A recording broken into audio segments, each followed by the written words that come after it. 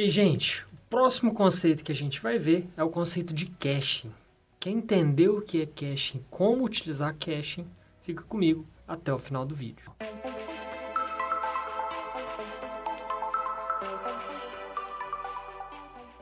Olá, meus queridos alunos, vocês estão bom, né?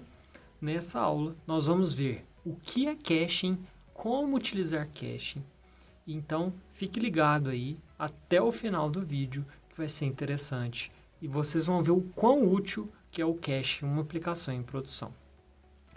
Vou dar um spoiler aqui. No final dessa aula, eu vou vou melhorar algo no nosso código. Você lembra o que pode ser? Teve algum dado sensível que vocês acham que merece a gente alterar a forma como ele foi feito? Vai pensando aí, que no meio do vídeo eu vou dar um spoiler e depois a gente resolve esse problema. Então, o que é caching? Então, caching é um mecanismo para armazenar temporariamente dados frequentemente acessados. Então, é uma memória de acesso rápido aos dados. Como vocês podem ver aqui na imagem, ao invés da gente sempre estar recorrendo ao nosso servidor e ao servidor de banco de dados, a gente vai ter uma camada antes ali de dados de caching. Isso vai fazer com que a gente não sobrecarregue tanto o nosso servidor. Então, por exemplo, o caching ele vai ajudar na performance, reduzindo a necessidade de acesso repetido a fontes originais. Então, ele vai diminuir o número de chamadas em um banco de dados, o número de chamadas em uma API. Ele vai resultar em um melhor tempo de resposta, uma experiência mais eficiente para o usuário, que no final das contas é o que mais interessa. Depois disso, vamos colocar alguns cenários que o caching pode ser muito útil. Então, cenários em que os dados não mudam com tanta frequência. Os dados eles são acessados com muita frequência, mas eles não mudam com tanta frequência. Esse é um cenário muito promissor para caching. Por exemplo, eu tenho páginas estáticas, uma página como a do Wikipedia. Ele não muda com tanta frequência. Então, a gente pode trazer o caching, uma vez que aquela página foi acessada, a gente pode só ficar puxando ela do cache. Aplicações que realizam consultas intensivas a banco de dados. Então, também, quando essas consultas elas são muito gets, né? Eles estão obtendo dados do banco e não alterando os dados do banco, também é um bom candidato. Tipos de caching. Aqui a gente vai falar de 6 tipos, não estamos limitados a só isso. A gente tem o caching do lado do cliente e o caching do lado do servidor.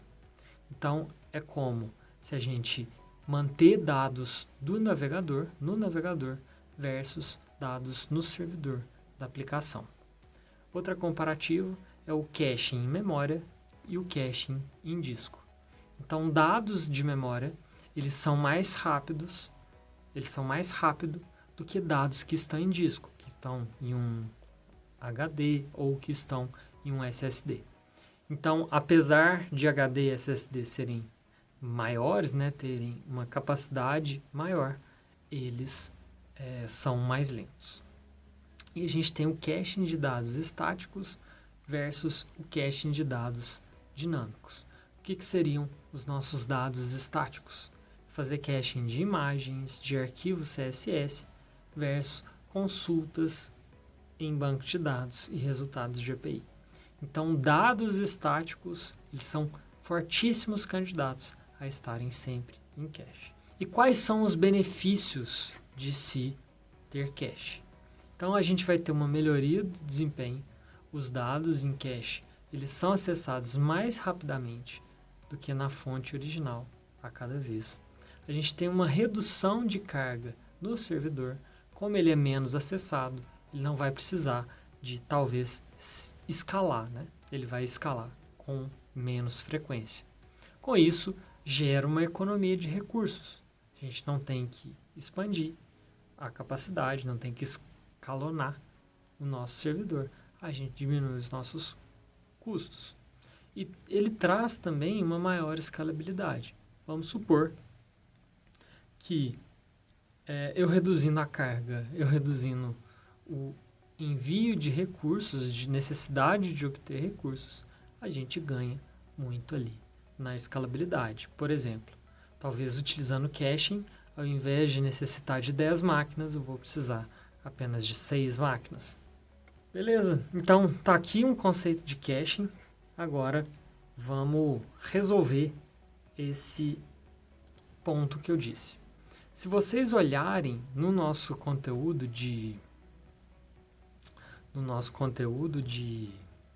autenticação e autorização, a gente estava passando uma variável que era o nosso secret.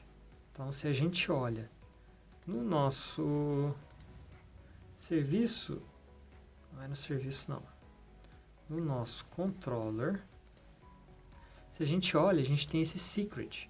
A gente não precisa de acessar o secret dessa forma. Ele é um dado sensível.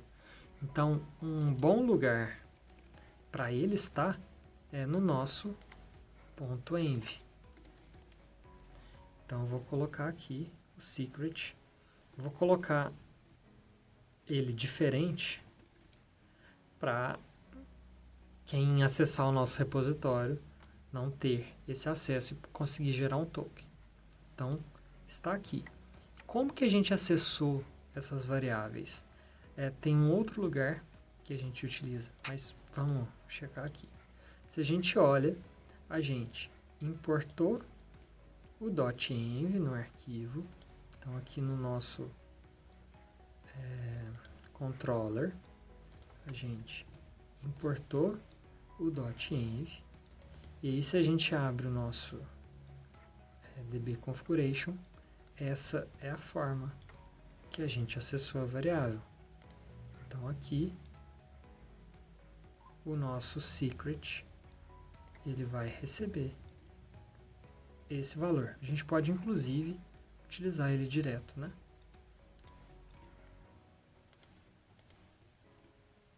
Então, agora a gente está passando ele ali direto. Teve um outro lugar que a gente também acessou. Lembro que eram 2 lugares. Vocês lembram onde? Então, o primeiro, no login, controller, e o segundo, onde a gente verifica, né? Então, tá aqui, nosso verifica. A gente coloca... Primeiro, a gente tem que importar nosso DB Configuration. Então, vamos importar aqui. Vamos importar o nosso config e depois a gente coloca aqui a nossa variável onde a gente precisa dela. Então, alteramos 3 arquivos. O nosso controller, o verifica, a gente colocou a variável, e o alunos. Então, vamos fazer o teste. Então, vamos colocar a nossa aplicação para rodar. Vamos fazer um teste. Então, está funcionando. Vamos gerar um token.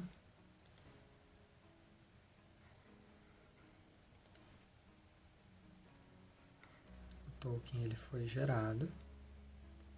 E agora, quando a gente for fazer um get, se a gente tentar enviar, né, com o token antigo, ele expirou. E a gente recebeu um 401 aqui. Se a gente atualiza o token, ele recebe um 200. E a gente adquire o que a gente precisava. Bom, espero que seja interessante para vocês esse tipo de melhoria no nosso código. Vamos commitar, né, as nossas mudanças. Então, git add, git commit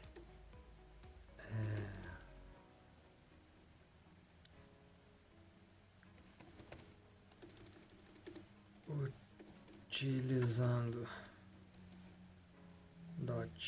.env para segredo de autenticação. E aí um git push origin main. Tudo sincronizado. Beleza, gente? Então, obrigado você que ficou até aqui, que é inscrito no nosso canal, que curte os nossos vídeos, deixa um comentário quando não entende e deixa um comentário de apoio ou de crítica, desde que seja construtivo, ela é muito bem-vinda. É isso aí, um abraço e valeu!